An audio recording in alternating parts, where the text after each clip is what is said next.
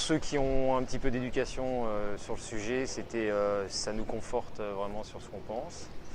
Et puis pour ceux qui n'en ont pas, eh ben, je pense que une bonne présentation du problème. C'est fait avec un petit peu d'humour, j'aime bien la voix de Mélanie.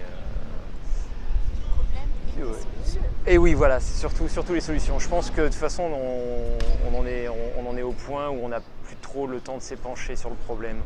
En fait, voilà, on n'a plus trop de doutes à avoir sur voilà, l'état des choses, etc. Il nous reste peu de temps et on doit être dans la réaction, on doit être dans l'action et dans vraiment une nouvelle vision des choses, quelque chose de concret. Et comme le montre le film, il y a énormément d'exemples à suivre voilà, d'un peu partout sur Terre.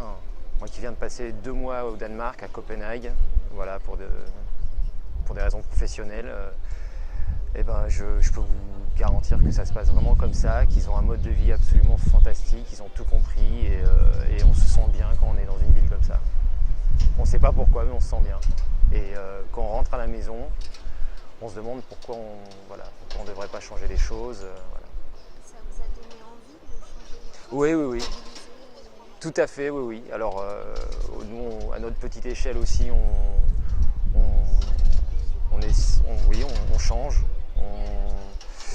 Mais comme je disais à mes amis, moi je suis quand même d'une ancienne génération, j'ai pas été élevé comme ça, donc je reconnais que je suis encore en conflit.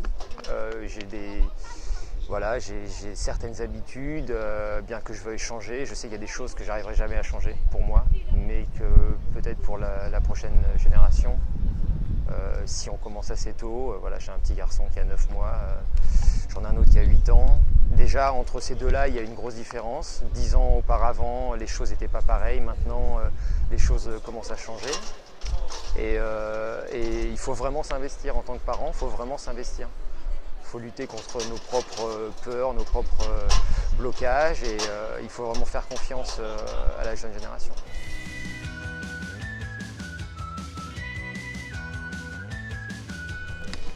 Ce que je voudrais transmettre comme valeur, c'est d'essayer de pas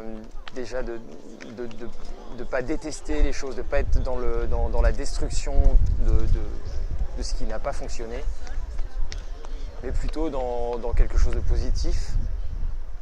Parce que je pense que le modèle qu'on veut mettre en place, c'est un modèle qui est simple, bon et naturel.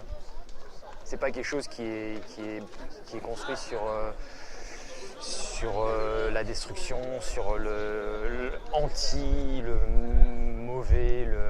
Voilà, c'est quelque chose qui doit sembler simplement naturel et évident. Voilà.